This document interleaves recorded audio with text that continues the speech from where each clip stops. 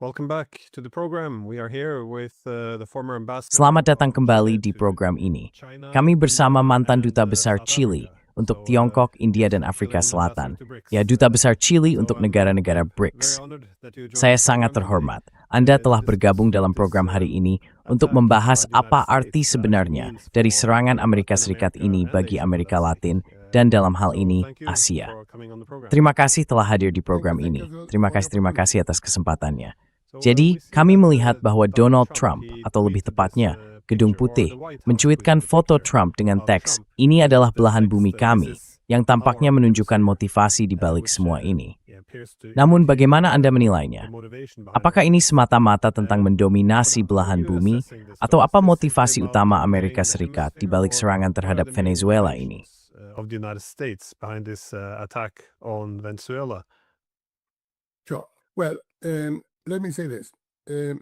Baik, izinkan saya mengatakan ini. Dalam sejarah panjang hubungan antara Amerika Serikat dan Amerika Latin, tentu telah terjadi banyak intervensi AS dalam berbagai bentuk di seluruh kawasan. Namun, apa yang terjadi di Venezuela pada hari Sabtu benar-benar merupakan hal baru. Mengapa saya mengatakan demikian? Ini adalah pertama kalinya kita melihat serangan militer AS terhadap daratan Amerika Selatan. Sebelumnya, kita telah melihat tindakan semacam itu di Meksiko, Amerika Tengah, dan Karibia, tetapi belum pernah di daratan Amerika Selatan. Jadi sebuah ambang batas telah dilampaui, dan kita kini berada di wilayah yang belum pernah dijelajahi. Tanpa jeda, dalam konferensi pers pada hari Sabtu, Presiden Trump memperingatkan Kolombia dan Meksiko bahwa mereka mungkin menjadi sasaran berikutnya. Dan Menteri Luar Negeri Rubio, pada gilirannya, memperingatkan Kuba untuk berhati-hati.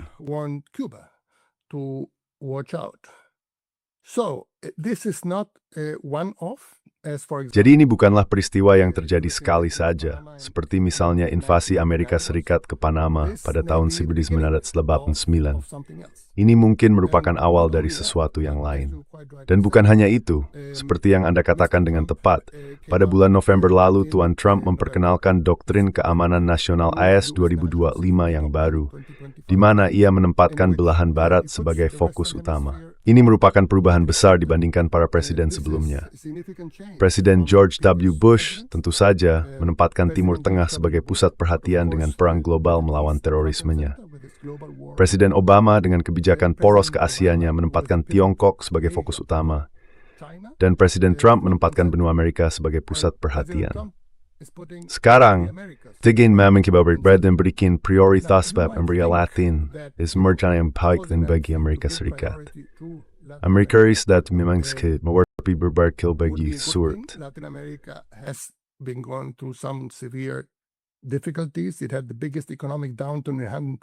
Pada tahun 2020, kawasan itu mengalami penurunan ekonomi terbesar dalam 120 tahun terakhir. Kawasan tersebut menjadi yang paling parah terdampak oleh pandemi, dengan 8% dari populasi dunia. Namun Amerika Latin mencatat 28% dari total kematian akibat pandemi di seluruh dunia. Dan hingga kini, kawasan itu belum benar-benar mampu pulih dari dampak tersebut. Jadi kondisi kawasan ini sangat buruk, sangat buruk. Kita mungkin berpikir bahwa kepentingan Amerika Serikat dapat membantu kawasan ini keluar dari situasi yang sangat sulit. Namun yang kita lihat, baik dalam dokumen maupun dalam tindakan Tuan Trump, menunjukkan bahwa ini bukan tentang membantu Amerika Latin mengatasi kesulitannya. Ini tentang menundukkan Amerika Latin, mengekstraksi sumber dayanya, mendominasi rakyat dan pemerintahnya, serta pada dasarnya menempatkannya di bawah kendali Amerika Serikat. Dan tentu saja, narum hither really adawal to win rain broth. Mtui stereotype we is that yang kutsin. In the short term, that needs to be dealt with. Nah, Amerika Latin selama 20 tahun terakhir juga telah banyak berubah. Dulu, Amerika Serikat adalah mitra dagang utama. Sekarang kita melihat pergeseran ke Tiongkok, seperti sebagian besar dunia, bisa dibilang begitu. Namun, masalah bagi Amerika Serikat adalah bahwa negara itu tidak benar-benar bisa bersaing dengan Tiongkok lagi. Jadi ada dorongan untuk menggunakan kekuatan militer sebagai semacam merkantilisme baru. Tapi bagaimana hal ini akan mengubah dinamika di seluruh Amerika Latin? Karena sekali lagi, ini bukan kawasan yang bersatu. Beberapa negara lebih dekat dengan Amerika Serikat, sementara yang lain lebih berhati-hati? Atau mungkinkah sebenarnya banyak negara memang tidak terlalu peduli pada Maduro? Tetapi ini bukan soal pemimpin satu negara saja.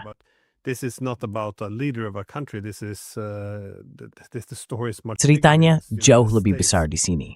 Seperti yang Anda katakan, ini adalah upaya Amerika Serikat untuk menundukkan Amerika Latin, atau sekarang juga Amerika Selatan, dalam usaha saya kira untuk memperkuat seluruh belahan barat sebagai persiapan menghadapi tatanan dunia multipolar, agar kekuatan besar lain bahkan tidak diberi kesempatan yang setara di sana. Beberapa orang menyebutnya sebagai Doktrin Monroe, tetapi yang lain menyebutnya Doktrin Dunroe. Ini bukan Doktrin Monroe yang seharusnya mencegah terbentuknya kekaisaran. Ini adalah Amerika Serikat yang menegaskan kekaisarannya sendiri.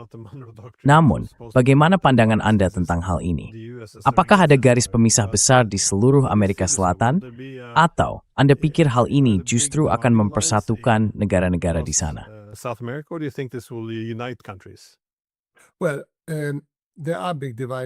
Nah, ada garis pemisah besar di Amerika Selatan dan di seluruh Amerika Latin. Tak diragukan lagi kawasan ini terpecah belah. Seperti yang Anda tahu, ada sebuah entitas kolektif yang seharusnya mewakili Amerika Latin, namanya CELAC, Komunitas Negara-Negara Amerika Latin dan Karibia. Namun organisasi itu sangat lemah, sangat sulit untuk mencari kesepakatan apapun. Seseorang mungkin berpikir bahwa sesuatu yang seberani serangan yang mengebom ibu kota berpenduduk 3 juta orang seperti Caracas dan menculik presiden beserta istrinya akan memicu kecaman bulat. Tapi kenyataannya tidak demikian. Faktanya, ada pemerintahan di Amerika Latin. Saya menyebutkan pemerintahan Argentina, Ekuador, Republik Dominika, Panama, dan Costa Rica, yang secara terbuka berpihak pada pemerintah Amerika Serikat dan pemerintahan Tuan Trump.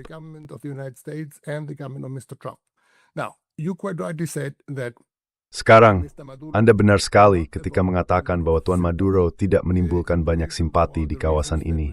Karena alasan yang kita semua tahu, pemerintahannya bersifat otoriter, juga tidak kompeten.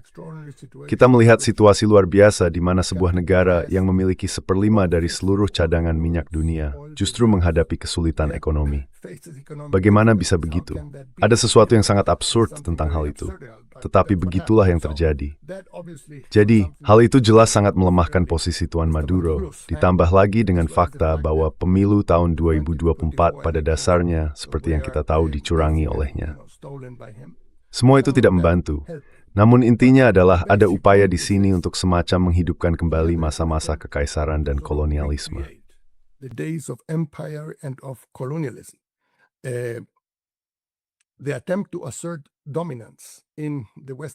Upaya untuk menegaskan dominasi di belahan barat oleh pemerintahan Trump adalah sesuatu yang sudah lama tidak kita lihat. Dan menurut saya, hal itu akan memunculkan jauh lebih banyak perlawanan dibandingkan yang telah kita saksikan sejauh ini.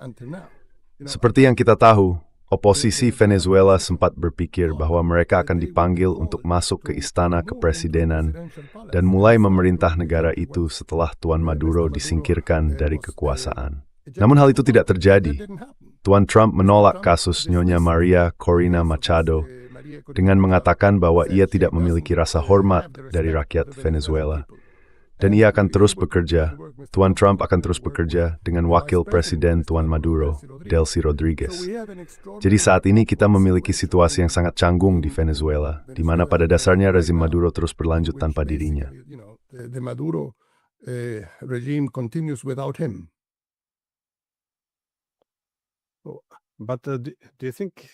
Apakah Anda berpikir, atau mungkin memprediksi, bahwa hal ini akan memicu sentimen anti-Amerika di seluruh kawasan, terlepas dari sikap pemerintah? Maksud saya, tentu saja, Anda adalah duta besar Chili, negara yang pernah mengalami intervensi Amerika sendiri pada 11 September 1973, ketika Allende digulingkan. Jadi, menurut Anda, bagaimana hal ini akan berkembang di kalangan masyarakat luas di seluruh Amerika Selatan?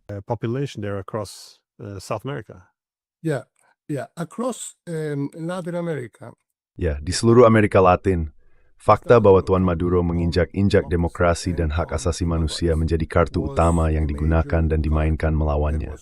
Namun, seperti yang terjadi, seperti yang mungkin Anda ingat, pada konferensi pers hari Sabtu di Mar-a-Lago, Tidak ada penyebutan tentang demokrasi atau hak asasi manusia. Apa yang kita lihat di Venezuela sepenuhnya berkaitan dengan perebutan minyak Venezuela. Tuan Trump mengatakan bahwa industri minyak Venezuela dibangun oleh Amerika Serikat dan bahwa Amerika Serikat sekarang akan mengambilnya kembali. Sekarang, apakah hal itu akan terjadi juga di negara lain? Dokumen Keamanan Nasional Amerika Serikat tahun 2025 menyatakan dengan sangat jelas bahwa Amerika Serikat berkeinginan untuk menguasai sumber daya alam di kawasan tersebut. Anda tahu, Amerika Selatan itu yang sangat khawatir tentang sumber daya alam. Itu pikir kita nathist. Influencer variable towards sank growth. Obviously, the reaction against it would be very strong. Yeah, this whole focus on the character of Ya, seluruh fokus pada karakter Presiden Maduro ini tampaknya hanya menjadi pengalihan besar, karena itu bukan inti masalahnya. Intinya adalah, terlepas dari apakah seseorang menyukai pemimpinnya atau tidak, apakah ia otoriter atau demokratis, gagasan bahwa seseorang bisa begitu saja menginvasi sebuah negara dan merampas sumber daya alamnya, jika ia cukup berhasil menjelekkan pemimpinnya, itu agak...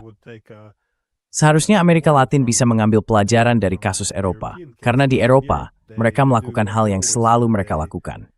Tunduk pada Amerika Serikat, dengan harapan kepatuhan mereka akan dibalas. Namun inilah juga alasan mengapa orang Eropa tidak mau mengutuk apa yang dilakukan Amerika Serikat. Memang, para pemimpin Uni Eropa hanya berfokus pada apa yang mereka anggap sebagai tidak absahan Maduro. Tetapi kepatuhan mereka tidak dibalas.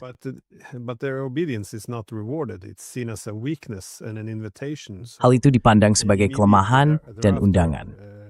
Segera setelah itu, Donald Trump mulai berbicara tentang mengambil alih Greenland.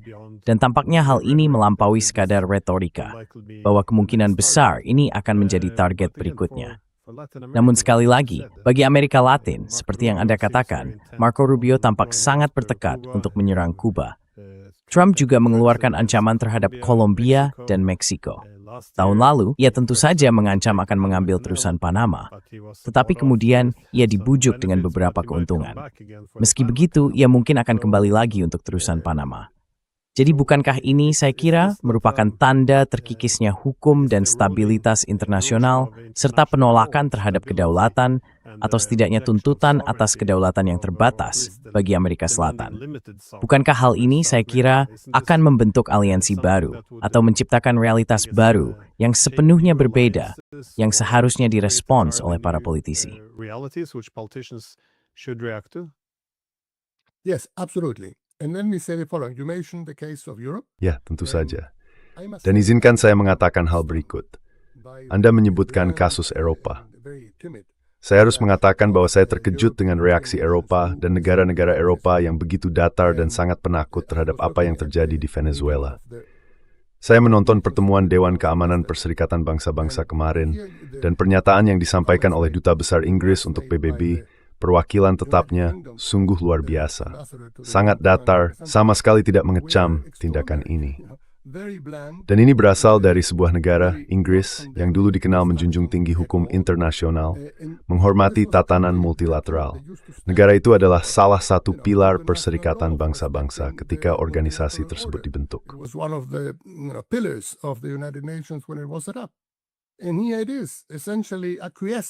Dan inilah pada dasarnya menerima begitu saja apa yang telah terjadi di Amerika Latin. Gagasannya saya kira adalah, ya itu sangat jauh, kita tidak perlu khawatir tentang hal itu. Tapi, ya kamu tahu pada akhirnya akibatnya akan kembali kepada kita sendiri.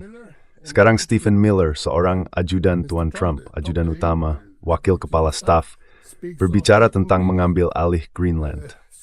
Jadi kamu tahu, jika kamu tidak membela orang lain ketika punya kesempatan untuk melakukannya, mereka akan berbalik menyerangmu. Dan inilah yang kita lihat hari ini. Izinkan saya menekankan hal berikut, Glenn. Mungkin kamu sudah melihat buku baru saya, Dunia Non-Blok, di mana kami mengemukakan argumen untuk apa yang kami sebut bersama rekan-rekan saya, Carlos Portillo dan Carlos Ominami, sebagai non-blok aktif. Active non-alignment. Negara-negara di Global Selatan seharusnya menempatkan kepentingan mereka sendiri sebagai prioritas utama, tidak membiarkan diri mereka ditekan atau dibujuk oleh kekuatan besar, dan membuat keputusan berdasarkan prinsip tersebut. Pendekatan ini mengambil inspirasi dari gerakan non-blok pada tahun 1950-an dan 1960-an, tetapi menyesuaikannya dengan realitas abad baru. Dan kita melihat hal ini diterapkan dalam praktik. Contoh terbaiknya adalah Brasil di bawah Presiden Lula. Pada awal Juli, itu menyaksikan tervariasi hal ini. Tuan Trump menekan Brasil untuk menghentikan penuntutan terhadap mantan Presiden Bolsonaro yang terlibat dalam upaya kudeta militer di Brasil pada Januari 2023 dan menilai Tuan.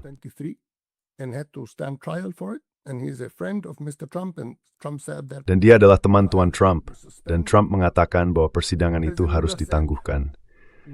Presiden Lula berkata, kami tidak akan melakukan itu. Brasil adalah negara berdaulat. Kami akan membiarkan lembaga peradilan melakukan apa yang harus dilakukan. Kami tidak akan membiarkan diri kami ditekan. Amerika Serikat memberlakukan tarif sebesar 50% terhadap ekspor Brasil ke AS. Banyak orang mengira hal itu akan membuat Brasil menyerah. Namun tidak. Dan pada akhirnya, dalam konfrontasi dengan Amerika Serikat ini, karena harga kopi dan daging sapi naik begitu tinggi di AS, Amerika Serikat harus mengalah. Dan Brasil menang tetap teguh pada pengaruh virilitas.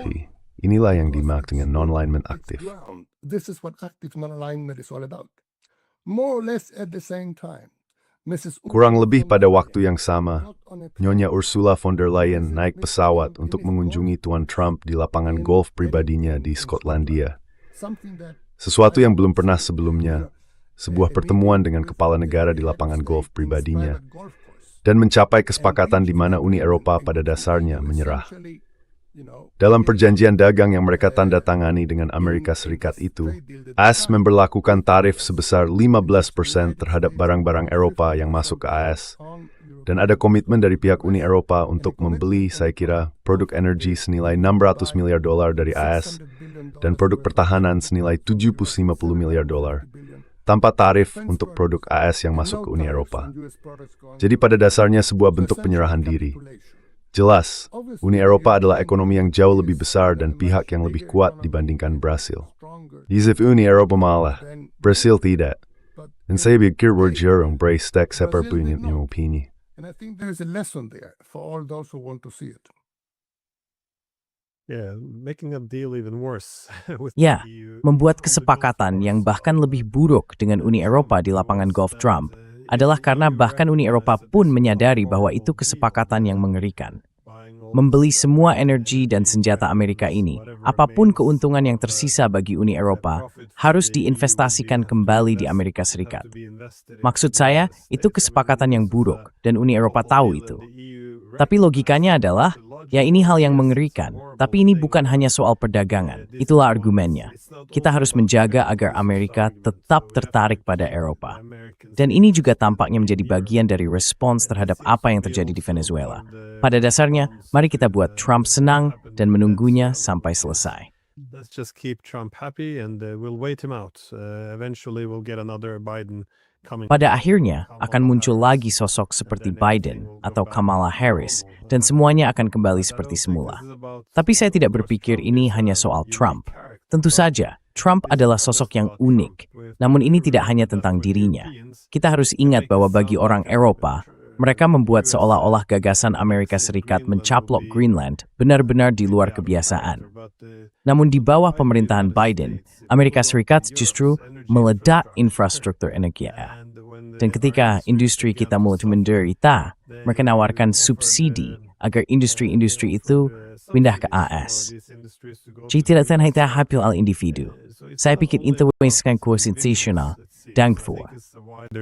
New international distribution of power. That is, the US doesn't have the wealth. Artinya AS tidak lagi memiliki kekayaan relatif seperti sebelumnya. AS sangat dermawan kepada Eropa setelah Perang Dunia II melalui perjanjian dagang dan sebagainya.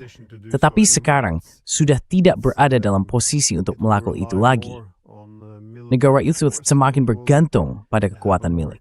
Demi akan memiliki hubungan yang lebih bersifat ekstraktif dengan para sekutunya, pada dasarnya mencari imbal hasil atas investasinya sebagai kekaisaran. Jadi menurut saya, merupakan kesalahan besar jika hanya berdiam diri dan berharap bahwa Amerika akan memperlakukanmu dengan baik. Karena saya pikir Trump khususnya akan melihatnya sebagai kelemahan yang bisa dimanfaatkan. That's right. If I can say something. Benar sekali. Jika saya boleh menambahkan sesuatu tentang hal itu juga tidak berhasil. Saya ingat penjelasan yang diberikan dengan suara pelan oleh orang Eropa yang ikut dalam kesepakatan dagang ini. Mereka berkata, kita harus mengingat apa yang baru saja Anda katakan, konteks strategis yang lebih besar. Maksud mereka tentu saja adalah Ukraina.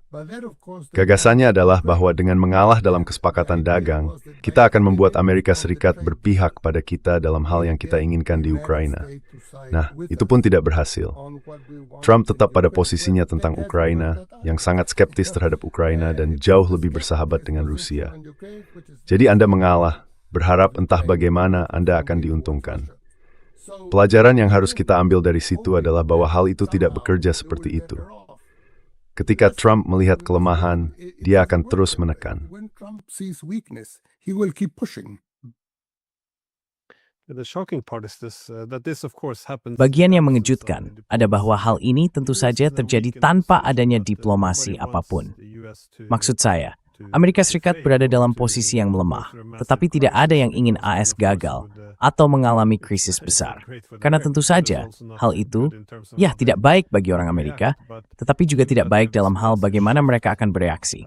Namun, mengingat adanya pergeseran besar dalam distribusi kekuasaan, sangat aneh bahwa tidak ada lebih banyak upaya diplomatik untuk mencoba menemukan status quo baru, di mana AS juga dapat menemukan posisi yang dapat diterima atau stabil bagi dirinya sendiri. Benar sekali. Namun, salah satu upaya untuk memfasilitasi dunia multipolar yang stabil adalah BRICS.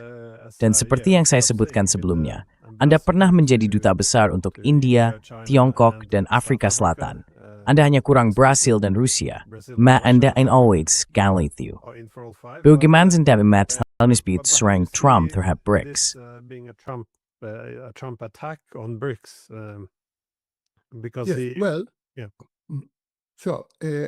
Karena kita telah melihat Tuan Trump menyerang Afrika Selatan dengan sangat keras dan mengambil berbagai langkah terhadap negara itu dalam bidang perdagangan dan diplomasi. Amerika Serikat saya neukzort fasilitasi pertemuan G20 diadakan Afrika Selatan pada tahun 2025. Dan sekarang dia mengatakan sesuatu yang sangat dipertanyakan dari sudut pandang diplomatik murni, bahwa dia akan mengecualikan Afrika Selatan dari partisipasi dalam pertemuan G20 di Amerika Serikat. Tahun ini, Amerika Serikat akan memimpin G20. Dia juga tentu saja telah menghadapi Brasil, seperti yang saya sebutkan sebelumnya. Dan yang mengejutkan, dia juga menargetkan India memberlaku tarif sebesar 50% pada barang-barang India dan mengambil langkah-langkah lain seperti pembatasan visa H-1B yang terutama berdampak pada warga negara India. Jadi di sini kita melihat 3 dari negara utama BRICS menjadi sasaran Amerika Serikat.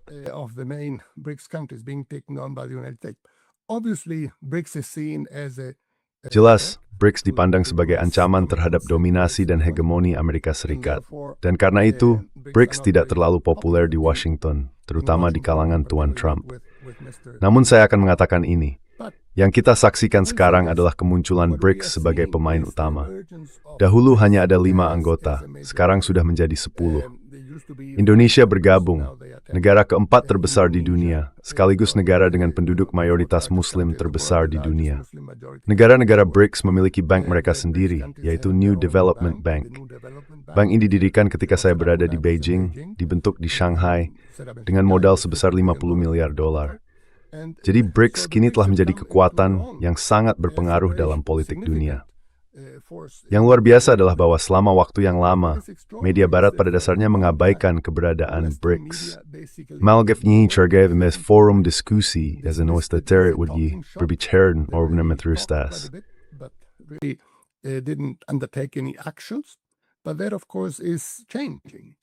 Namun tentu saja, hal itu sedang berubah. Kita melihat melalui Bank Pembangunan Baru dan berbagai langkah lain yang diambil oleh kelompok BRICS bahwa kelompok ini sedang menjadi titik acuan yang sangat penting dalam urusan internasional. Sekarang hal yang perlu ditekankan di sini, Glenn, adalah ini. Saya sering mendapat pertanyaan ini. Jelas bahwa BRICS bukanlah forum bagi negara-negara selatan global. Saya berpendapat bahwa baik Tiongkok maupun Rusia bukan bagian dari selatan global. Meskipun tentu saja Brasil, Afrika Selatan, dan India termasuk di dalamnya. Begitu juga Indonesia dan beberapa anggota baru lainnya. Namun BRICS tetap menjadi forum bagi selatan global. Karena kelompok ini mengusung tuntutan selatan global dengan cara yang, misalnya, G7 jelas tidak lakukan.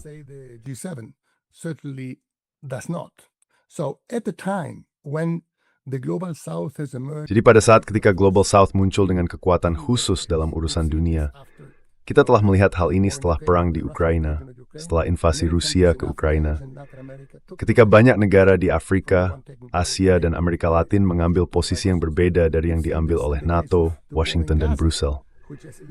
Kita melihatnya lagi dalam kasus perang di Gaza, yang memicu reaksi sangat kuat di antara negara-negara di Afrika, Asia, dan Amerika Latin karena keterlibatan Amerika Serikat dan Eropa dalam perang genosida yang dilakukan oleh Israel di Gaza. Perluasan kelompok BRICS merupakan cerminan dari kebangkitan Global South tersebut. Dan kembali ke poin yang saya sampaikan sebelumnya, argumen yang telah kami kemukakan selama 5 tahun terakhir dalam berbagai buku dan publikasi lainnya tentang non-blok aktif adalah bahwa kebijakan luar negeri yang alami bagi Global South adalah non-blok aktif. The Global South is active non-alignment. And there is an approach that, yes, takes some... Dan ada sebuah pendekatan yang mengambil beberapa elemen dari gerakan non-blok abad ke-20, tetapi menyesuaikannya dengan realitas abad baru, di mana kita memiliki dua raksasa Asia, Tiongkok dan India, serta bank-bank pembangunan multilateral baru seperti New Development Bank, Asian Infrastructure Investment Bank, dan Latin American Development Bank. Ini adalah dunia di mana lebih dari 50% perdagangan global terjadi di selatan global. Perdagangan selatan-selatan berbeda dengan hanya 20% pada tahun 1970-an. Jadi ini adalah dunia yang benar-benar baru, di mana negara-negara di Asia, Afrika, dan Amerika Latin telah menemukan posisi mereka sendiri dan benar-benar sangat penting dalam urusan dunia. Significant presence in world affairs. Well, what I found interesting with the attack Yang saya anggap menarik dari serangan terhadap Venezuela adalah latar belakang dan konteksnya. Hal itu benar-benar merangkum situasi dunia saat ini, karena dalam banyak hal ini berkaitan dengan kebangkitan Asia, yang membuat Amerika Serikat cukup khawatir, terutama di belahan barat. Namun ini juga merupakan kisah, seperti yang telah kita lihat di dunia barat, tentang kemunduran relatif dan perpecahan. Dan hal itu, saya kira, menggambarkan tantangan utama dari tatanan dunia saat ini, pergeseran kekuasaan besar-besaran dari barat ke timur, yang juga menyebabkan dunia politik barat terpecah. Saya selalu berpendapat bahwa dunia politik barat, sebagai sebuah entitas, belum benar-benar menemukan cara untuk menyesuaikan diri dengan posisi pasca-hegemonik. That is a place where it doesn't dominate anymore. Itu adalah tempat di mana pengaruhnya tidak lagi mendominasi. Dan saya pikir ini adalah masalah utama, yang juga menjelaskan mengapa ada beberapa tindakan yang tampak putus asa. Tapi bagaimana menurutmu peran Tiongkok dalam hal ini? Karena mereka kini cukup bergantung pada Amerika Latin sebagai mitra dagang. Amerika Selatan kaya akan sumber daya alam. Jadi apakah ini upaya untuk menjual minyak kepada Tiongkok dalam dolar guna memperkuat petrodolar? Atau justru upaya untuk memutus perdagangan dengan Tiongkok? Seberapa sentral menurutmu posisi Tiongkok dalam perhitungan Amerika? Well, I think it is very central. Ya, saya pikir hal ini sangat penting. Pada dasarnya yang telah coba dilakukan Amerika Serikat selama sekitar 1 dekade terakhir adalah mengecualikan Tiongkok dari belahan barat. Amerika Serikat tidak menyukai kehadiran Tiongkok di benua Amerika dan berusaha sekuat tenaga untuk menyingkirkannya.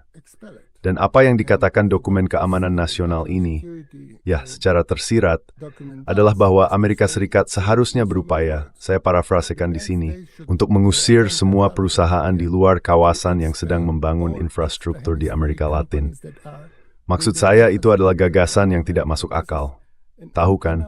Mengatakan mari kita biarkan Amerika Latin tetap terbelakang dan siapapun yang ingin berkontribusi pada pembangunan Amerika Latin, tetapi bukan orang Amerika, harus diusir.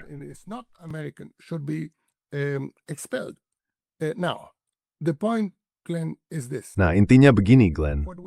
Situasi yang kita hadapi sekarang, kembali ke poin saya sebelumnya tentang non-blok aktif, adalah situasi yang dalam beberapa hal mirip dengan Perang Dingin. Dalam konteks ini, kita melihat adanya persaingan kekuatan besar antara Amerika Serikat dan Tiongkok, seperti halnya pada abad ke-20 antara Amerika Serikat dan Uni Soviet. Persaingan ini, sampai batas tertentu, bersifat ideologis, tetapi sebagian besar bersifat ekonomi dan geopolitik. Permat hader-based, yomas prudadi for stepfisjien brambedindribusmeling. Dan ini Litzenberg non-blok aktif, enin ajav good. Is this. The Soviet Union was a superpower. Uni Soviet adalah sebuah kekuatan besar, kekuatan militer, kekuatan luar angkasa, kekuatan nuklir, dan kekuatan ideologis. Namun, Uni Soviet bukanlah kekuatan ekonomi yang signifikan. Ekonominya tertutup dan lebih kecil dibandingkan dengan ekonomi Amerika Serikat. Karena itu, Uni Soviet tidak dapat bersaing dengan Amerika Serikat dalam hal perdagangan, investasi, atau arus keuangan. Di sisi lain, posisi Tiongkok sangat berbeda. Ekonomi Tiongkok memang lebih kecil daripada Amerika Serikat, dan tentu saja Tiongkok lebih melemah kekuatan militer. Namun, dua strain jual, ikan itu hal lebih terukur dengan Amerika Serikat. Tiongkok menandatangani perjanjian perdagangan berbaris bas. It signs free trade agreements. It is ready to open its markets to. Negara itu siap membuka pasarnya bagi ekonomi lain dan berkontribusi melalui arus keuangan serta investasi di seluruh dunia. Ini berarti ada medan persaingan yang cukup seimbang antara Amerika Serikat dan Tiongkok dalam kompetisi kekuatan besar ini. Oleh karena itu, negara-negara di Afrika, Asia, dan Amerika Latin memiliki kesempatan untuk melakukan apa yang disebut bermain di berbagai pihak. Artinya, jika Anda memiliki proyek tertentu, Anda dapat memeriksa apakah Amerika Serikat menawarkan penawaran yang lebih baik atau Tiongkok yang melakukannya. Lalu Anda memilih dan menimbang risiko Anda. Itulah yang telah dilakukan negara-negara di Amerika Latin. Itulah yang dilakukan Brasil, Ekuador, dan negara-negara lainnya. Jadi itulah arah yang akan diambil ke depan. So that is very much the way forward.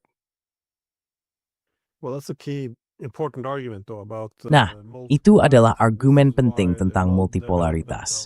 Inilah sebabnya mengapa perkembangan dunia multipolar sangat menarik bagi banyak negara di seluruh dunia. Negara-negara kecil dan tengah memiliki peluang lebih besar untuk makmur dan memiliki otonomi politik yang lebih luas. Jika ada banyak pusat kekuasaan, maka seseorang tidak harus berpihak pada siapapun. Dan penting juga menurut saya, seperti yang Anda katakan, bahwa Uni Soviet bukanlah kekuatan ekonomi dalam pengertian yang sama, karena Amerika Serikat adalah pusat kekuatan ekonomi utama, bahkan lebih lagi setelah Perang Dingin, yang berarti hanya ada satu kekuatan dominan. Hal itu mengurangi insentif untuk benar-benar melakukan diversifikasi. It reduces the effort to actually diversify, and if you don't diversify your economic ties, Dan jika Anda tidak mendiversifikasi hubungan ekonomi Anda, jika Anda akhirnya terjebak dalam hubungan yang asimetris dan saling bergantung, di mana Anda terlalu bergantung pada AS, sementara AS tidak terlalu bergantung pada Anda, hal itu selalu berujung pada penarikan konsesi ekonomi dan politik. Anda mungkin berpikir bahwa pelajaran lain yang seharusnya diambil Amerika Latin dari Eropa adalah bahwa ketika kita melihat seluruh dunia berusaha mendiversifikasi diri untuk memperoleh lebih banyak kemakmuran dan otonomi politik, orang Eropa justru melakukan hal sebaliknya. Mereka pada dasarnya ingin menghidupkan kembali momen unipolar dan mengokohkan posisi AS di Eropa. Dan cara mereka melakukannya pada dasarnya dengan melakukan apa yang diperintahkan kepada mereka. Jadi bersama orang Amerika, mereka berkata, nah, Eropa harus memutuskan diri dari Rusia, menghadiri dari Tiongkok, untuk dapat dari jutu beringa, and the maritim Thiaf. China, even to some extent India, with tariffs, then they went. Lalu mereka menyetujuinya. Jadi mereka mengembangkan ketergantungan yang berlebihan pada Amerika Serikat. Dan kemudian tentu saja AS tidak bisa mendapatkan sebanyak mungkin konsesi yang mereka inginkan, seperti yang kamu sebutkan, dengan kesepakatan ekonomi yang memalukan di Teluk. Jadi Eropa kini menjadi lebih lemah secara ekonomi dan tidak relevan secara politik, dan akan mulai terpecah. Pada dasarnya, ini adalah konsekuensi dari tidak melakukan apa yang seharusnya mereka lakukan. Ketika ada distribusi kekuasaan multipolar, negara-negara seharusnya mendiversifikasi kemitraan ekonominya. Eropa justru melakukan kebalikannya. Tapi saya kira tantangan bagi Amerika Selatan adalah, jika Amerika Serikat bersedia menggunakan kekuatan militer, bagaimana hal itu tidak akan menghambat kemampuan untuk melakukan diversifikasi. Well, I think that's a very good point. Obviously, Saya rasa itu poin yang sangat bagus. Jelas Amerika Serikat telah melakukan apa yang dilakukannya di Venezuela, dan sekarang mengancam akan melakukan hal yang sama di sejumlah negara lain. Namun, ini bukan sesuatu yang dapat dipertahankan dalam jangka menengah atau panjang. Dan mengenai poin Anda tentang diversifikasi, selama sebagian besar sejarah Amerika Latin, selama 190 tahun pertama kehidupan kemerdekaannya, kawasan ini pasti bergantung pada teluk di pertubuh, pegawai dan investasi. Salah satunya adalah Amerika Serikat, dan yang lain yang seselompok daripada. Tibet baru istimewa menjadi pada tinggi muncul titik acuan ketes. Suddenly there is a third reference point. Now, in international relations, as you quite rightly say, Sekarang, dalam hubungan internasional, seperti yang Anda katakan dengan benar, selalu lebih baik memiliki lebih banyak mitra daripada lebih sedikit. Jadi bagi Amerika Selatan, bukan untuk Amerika Latin secara keseluruhan, tetapi khusus untuk Amerika Selatan, Tiongkok saat ini adalah mitra dagang nomor 1. Hal yang sama berlaku untuk Brasil, Chili, Peru, dan Uruguay. Brasil berdagang sekitar 160 miliar dolar AS dengan Tiongkok setiap tahun. Itu jumlah uang yang sangat besar dan negara itu mencatat surplus. Chili, negara saya sendiri, memiliki perdagangan bilateral sekitar 60 miliar dolar AS per tahun dan juga mencatat surplus. Sekarang, ini tuh yang bisa diubah dari satu hari ke hari berikutnya. done away from one day to the next. Even if governments wanted, subjected. Meskipun pemerintah ingin melakukannya, mereka berada di bawah tekanan dari Washington. Apa yang akan kamu lakukan? Apakah kamu akan entahlah menyuruh para petanimu untuk tidak menanam kedelai? Apa yang akan dilakukan Chili dengan tembaganya? Kamu tahu sekitar setengah dari ekspor kami pergi ke Tiongkok. Kepada siapa kamu akan menjualnya? Ke Bolivia? Ke Paraguay? Amerika Serikat tidak membeli dalam jumlah sebanyak itu. Jadi sudah terlambat, Glenn. Kudanya sudah keluar dari kandang. Upaya untuk mengusir Tiongkok dari Amerika Latin tidak akan berhasil. Itu tidak akan terjadi. Sekarang mungkin kamu bisa menculik seorang presiden di sini atau mengebom sebuah ibu kota di sana. Tapi arus ekonomi itu, arus bawah ekonomi itu akan tetap ada.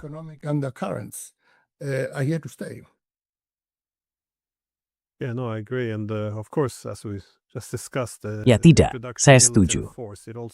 Dan tentu saja, seperti yang baru saja kita bahas, penggunaan kekuatan militer jarang menghasilkan keberhasilan seperti yang diharapkan. Seringkali justru menimbulkan dampak negatif dengan negara tersebut berbalik menentang Amerika Serikat. Tapi itu poin yang bagus ya. Kamu tidak bisa mencegah hal itu. Siapapun yang berkuasa di Venezuela atau Chili, atau siapapun yang memimpin pemerintahan, tidak benar-benar mengubah struktur ekonominya. Saya pikir para petani tetap akan menanam dan menjual hasil panen mereka.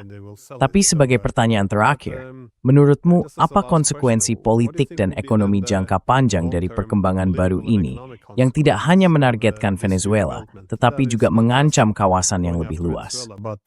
Threatening the wider region. Yes, I will say this. Ya, saya akan katakan begini. Apa yang dilakukan oleh Amerika Serikat menurut saya akan sangat tidak produktif. Mungkin hal itu dapat mencapai beberapa efek jangka pendek dalam hal prioritas kebijakan luar negerinya. Tetapi dalam jangka panjang, saya pikir hal itu justru akan melemahkan posisinya. Seluruh gagasan tentang komunitas Amerika, tentang ide mengenai benua Amerika itu sendiri sedang dipertanyakan. Banyak orang sering mengatakan bahwa tidak ada yang namanya benua Amerika. Di satu sisi ada Amerika Latin, dan di sisi lain ada Amerika Serikat. Dan apa yang terjadi di Venezuela pada hari Sabtu, bahwa tidak ada yang namanya komunitas Amerika. That there is no such thing as a community of the Americas. And that, of course, in the end, Dan hal itu tentu saja pada akhirnya menyebabkan kerusakan serius terhadap posisi Amerika Serikat. Hal ini memperkuat pandangan bahwa Amerika Serikat tidak dapat diprediksi. Kita tidak tahu apa yang akan terjadi ketika ada pergantian pemerintahan di Washington, ketika presiden baru menjabat. Sementara itu, Tiongkok justru menawarkan stabilitas, kesinambungan, dan prediktabilitas. Seperti yang Anda ketahui dengan baik dalam diplomasi dan pengelolaan hubungan internasional, hal-hal tersebut sangatlah penting. Anda ingin tahu di mana posisi Anda berdiri. Jadi saya berpendapat bahwa apa yang terjadi di Venezuela pada hari Sabtu akan menyebabkan kerusakan jangka panjang terhadap posisi Amerika Serikat di kawasan tersebut. Dan pada akhirnya secara paradoks justru menguntungkan posisi Tiongkok di sana. China's position in the region. Yeah, no, that's a great point because it's obviously out of Washington. Ya benar, itu poin yang bagus. Karena dari Washington, hal ini dijual sebagai kemenangan besar dan unjuk kekuatan. Tapi bisa dibilang dengan sangat yakin bahwa ini juga merupakan tanda kelemahan. Fakta bahwa seseorang harus mengirim militer, membunuh warga Venezuela demi menculik presidennya, dengan harapan dapat mengubah kebijakan ekonomi dan kesetiaan politiknya, terutama ketika menargetkan negara kecil atau menengah. Ini pada dasarnya adalah tindakan yang dilakukan oleh kekaisaran yang sedang menurun sebagai bentuk unjuk kekuatan. Jadi, hal ini juga bisa menjadi tanda kelemahan yang lebih dalam, yang tentu saja akan terus berlanjut seiring munculnya reaksi balik. Apakah kamu punya pemikiran terakhir sebelum kita akhiri? Do you have any final thoughts before we wrap up? Yes, well, let me just say that, in terms of... Ya baiklah, izinkan saya mengatakan bahwa, seperti yang Anda tahu, sebagai seseorang yang pernah mengenakan dua peran, satu di dunia akademik dan satu lagi di pemerintahan, saya pikir gagasan yang telah saya dan rekan-rekan saya ajukan dalam hal non-blok aktif, yang membahas pertanyaan tentang apa yang sebenarnya harus kita lakukan dalam kebijakan luar negeri, memberikan pegangan yang sangat baik, panduan untuk bertindak, kompas, menurut situ negara-negara stern, Israel growing telah Freat dan Asia, melalui perut yang bergelak, di mana is a swolf berdeal dealing. Of this very turbulent world. Active non-alignment. Yeah. Non-bloktif. Thank you so much. And, Semangat hawit cheksaan mulain waktu. Siga nara word kawanda di etikrimis. Tas. Is. So thanks again. Please do. Nisap, semikasap, Suzanne Tigers. Slaying machine, sampai za.